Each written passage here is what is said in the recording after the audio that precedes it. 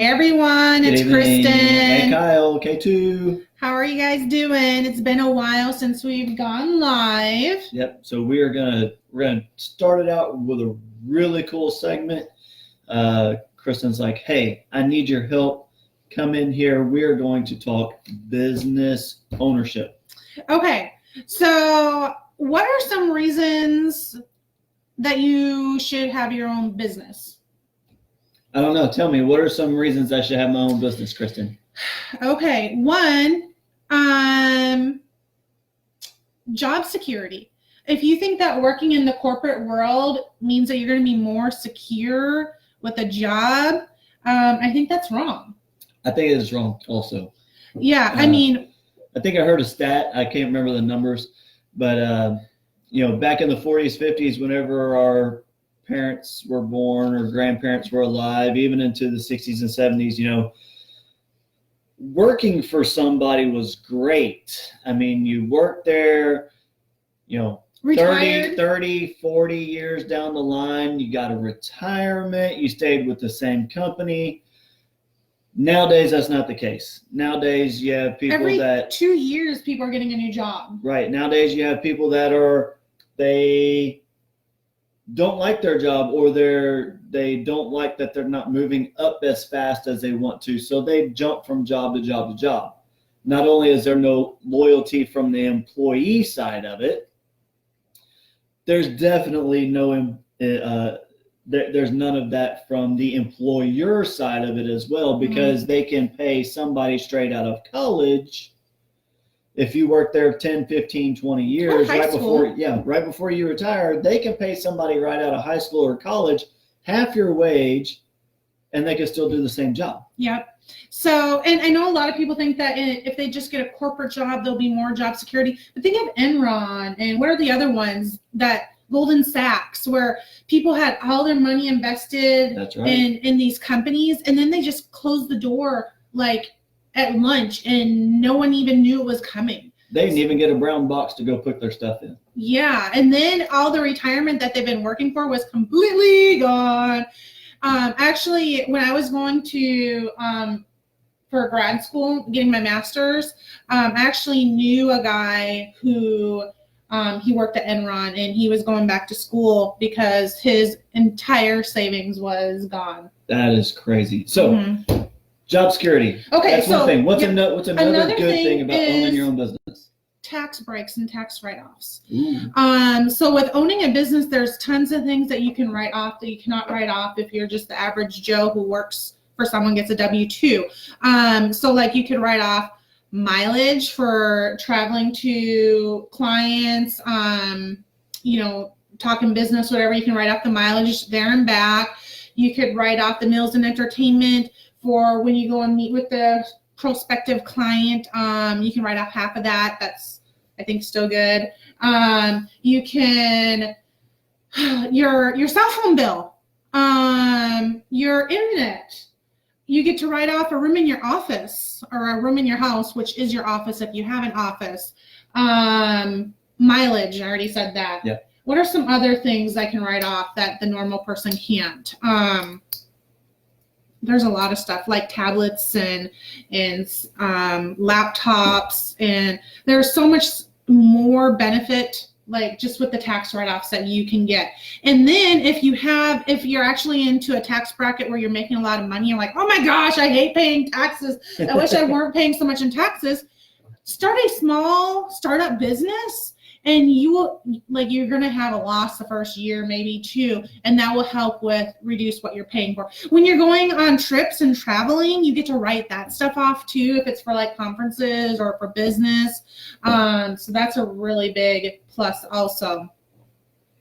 Okay, so how reason? about freedom? Is there more or less freedom? More or less freedom. So the whole reason, back in 2012, I actually started a bookkeeping business. And the whole reason why I started that is because I wanted to have control over my own time. We were just starting to have kids, and I wanted to be able to if they were having school programs, or I wanted to be able to drop them off and pick them up at school, and I want to take off if they were having awards or field trips. I just wanted to have control over my own time instead of having that drive into Houston an hour and a half one way, and not being able to see those things because it was too far of a drive. So that's another huge benefit for me. And plus, I get to make my own salary, which is another good thing. I can work as hard as I want to, and I get to call the shots on what I get to charge. So, yeah. Any other benefits for owning a business that I can think of off the top of my head, or that you can think of? We're not super prepared on this one. Okay. I was told I had to be devil's advocate here so now because let's I'm really get to so there are so many reasons to actually start a business. And it's all like you get to have control over your time, over your money. Like you get to call the shots, and that is so important. doing what you love to do. Doing what you love to do. So I've been reading a book called Toilet Paper Entrepreneur, TPE, and I know it sounds a little weird. Mike Michalovich wrote it, and he has really weird book titles. But he's literally just like, there's no reason why you shouldn't start your own business. Like, find out what your passion is. Find out what you would love to do every single day, for that it doesn't seem mundane, and that you don't want to do it. Or like, if you dread getting up, going to work, you need to do something different. Start a business. And your business will ever be changing. It totally will be, because you're changing, you're growing, you're finding new things. So let's talk about people self-sabotage themselves. Oh, this is where I come in. This is where I come this is in. where you come in. I am the Debbie Downer. I am the devil's advocate. So that's what I told. People tell themselves up here that they can't own a business. Tell me some reasons why you can't own a business. Oh, One at a time. let's see. I don't have any time. Really? Well, if you don't have time, when are you going to have the time? And wouldn't you like to have the time to be able to say when you're going to do something, when you want to? If you have a business, you get to call the shots on your time. Is that good? Okay. Good one. Okay. Oh, let's see. What's another one? I don't have any money to start a business. Perfect. You want to know why? Because you get to, if you don't have money, you need to make money. So you are going to work extra hard to make sure that you're making money to be able to do what you want to do. Like, that is more of a motivator to get you to start running in your business and being like, I have to make this work, because otherwise I'm not going to have food on my table. So that's all the more reason why you need to figure out a way. Have a garage sale if you need to. I started out of the home of my office. I got free furniture. I used the computer I already had, and I just started. I already had a cell phone, and I just literally, I worked. And then when I had enough money, then it was like, okay, maybe I should get insurance on my business now, or maybe I can afford, this for my business or that for my business. So you buy things when you need them and when you can afford them, and you work extra hard to make sure that you are growing your business. Let's see. Another one. Another self-sabotage. How'd you like that answer? That was a really, really, really good answer. Another self-sabotage is, I really just don't know what I want to do with my life. Okay. So you need to have a sit down, hour or two, brainstorm, go relax, and just like, what do I love to do? Maybe you love woodworking. Maybe you love fixing cars. Maybe you love organizing closets. Find out what you are passionate about and what you love to do, and start brainstorming. Okay? And then it's like, okay, well, I've never done this before, so you know what? Then you can think outside of the box. You're not the everyday auto mechanic. You're not the everyday closet cleaner or woodworker. Think outside of the box to be able to brand your business the way that no one else in the industry has it branded. You can differentiate yourself because you have a passion and you've never done it before. So you get to start fresh, have an edge in that competition. That is awesome. Taking time for yourself to figure things out before you get started. I know I'm supposed to be playing Debbie Downer and everything, but just something popped into my head is, sometimes, people may say, fake it till you make it. And then other people say, in the mindset of, I'm such a perfectionist. I have to have everything laid out step by step by step. Well, by the time you do that, you're in your head so much thinking that you missed a step and you're trying to figure it out. You've lost 6 months, a year, 2 years. You can sabotage yourself in that sort of way, trying to be that perfectionist rather than just going for it. So one of the things that I learned when I first started, I had like a mentorship on doing QuickBooks, right? QuickBooks training. And they always said, strive for progress, not perfection. Make those small steps every single day that are striving you towards progress in the right direction than waiting till you have it be perfect, because nothing will ever be perfect in your eyes. You have such a high standard. You have a higher standard of yourself than your employer does of you or anyone else has of you. So if you're waiting for the perfect time or the perfect moment or the perfect plan, you won't have it. You'll be dead. Yeah. Just start off forward progress, strive for that. Forward, not Ford, right? Even though we love Fords. Yeah, not Chevys. Another one. Okay. Oh, here's another one. If you have any Debbie Downers in your mind that are stopping you from doing a business, go ahead and put them in here, and we will get back to you. And Kyle, hang on. I actually have a poll in here. I would love y'all to take this poll. Have you ever started a business? Okay, that will get us talking. What was your other one, Kyle? Okay, so another one that I have. What about insurance? They tell me that growing up, I'm told to get a good job that has insurance, that has a 401k, or that has some sort of retirement plan. What about owning your own business? How do you do insurance? Health insurance or property insurance or, all that type of other stuff? That's actually a really good question. I come up with these. Okay. So if you are young and healthy, and I don't make any recommendations here, but if you are young and healthy, you could probably actually wing it. Wing it? Wing it. There is it's called like Obamacare or the Affordable Care Act, whatever you want to call it. And they used to have a penalty if you didn't have insurance. However, they don't have that penalty anymore. So if you wouldn't have insurance anyways, I don't want to say don't have insurance, but there's no penalty for not having insurance anymore. And maybe until you can afford it, you can go without it. Now say you have a family. What about I've heard about I guess you would call them healthcare groups. Yeah, they do have those, and I would recommend looking into them. I know that there's like if you're a Christian, they have like a Christian healthcare group. It's pretty reasonable. I think it's like $100, and that would cover you if there was anything major.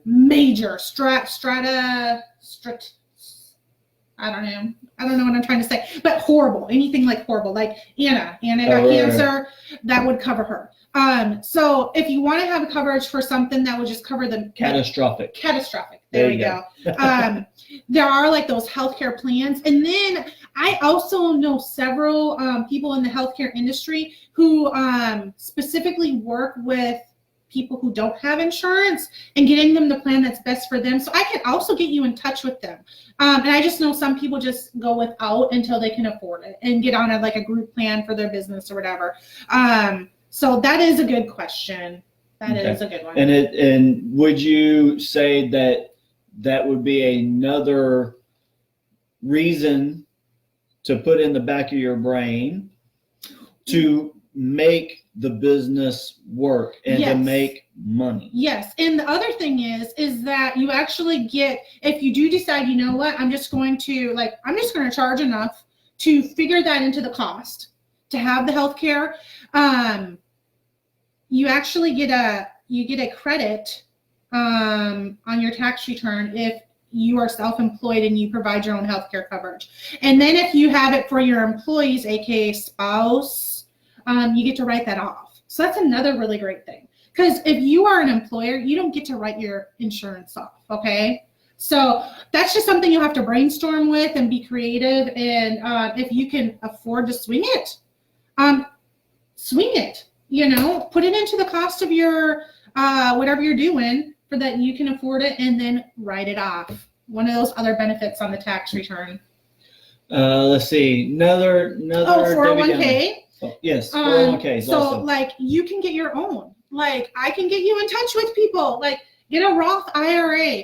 If you have it through your business, which I do, I have a 401k for my employees, match 4%. I get to write off the match, and I get to write off my match too. So another tax deduction that most people don't get to take.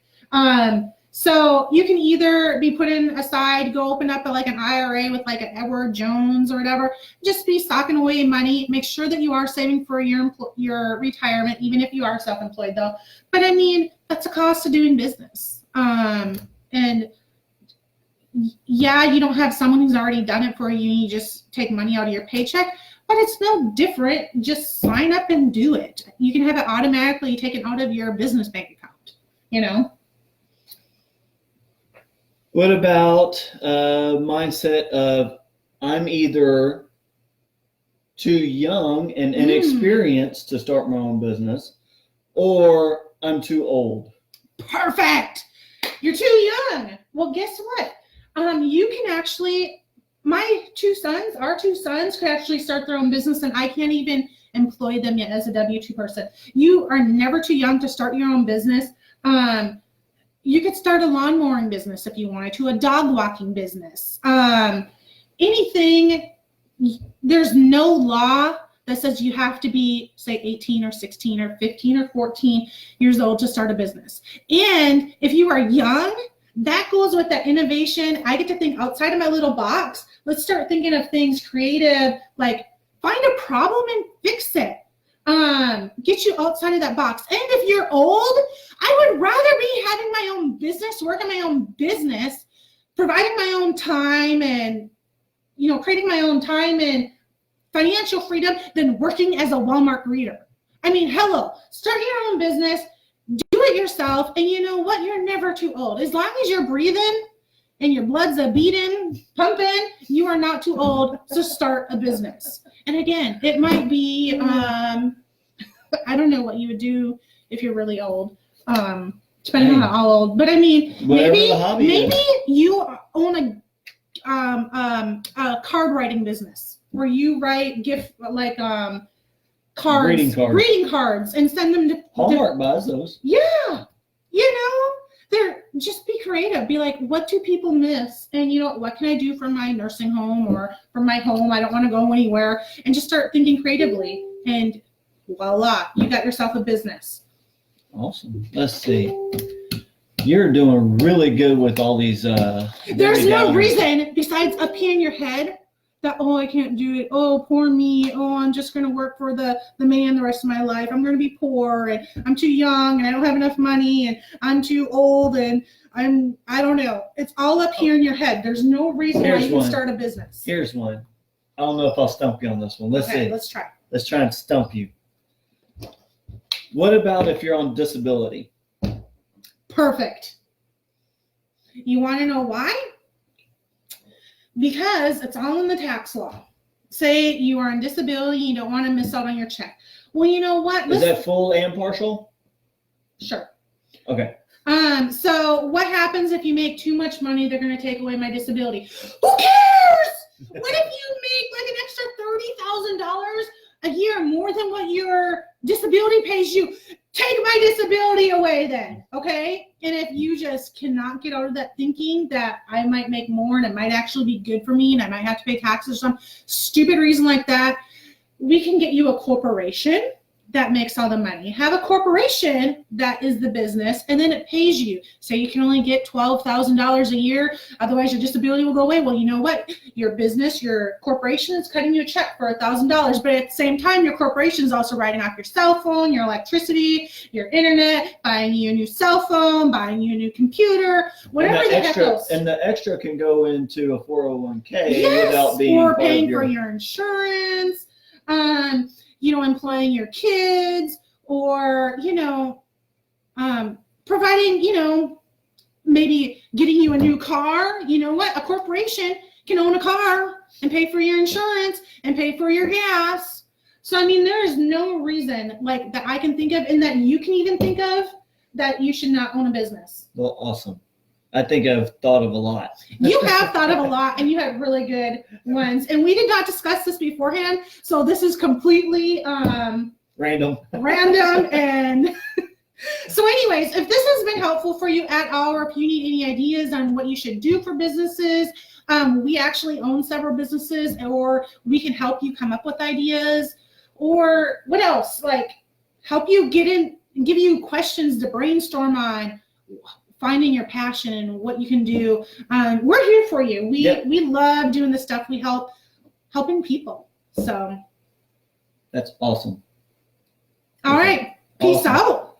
When y'all have any questions, don't forget to do our little survey. Yeah. Hit us up with your questions, comments, concerns, what you like, what you don't like, and then we will see y'all later. Yeah. We have to start doing these more again. Yeah. Okay. All right. Bye-bye. Bye.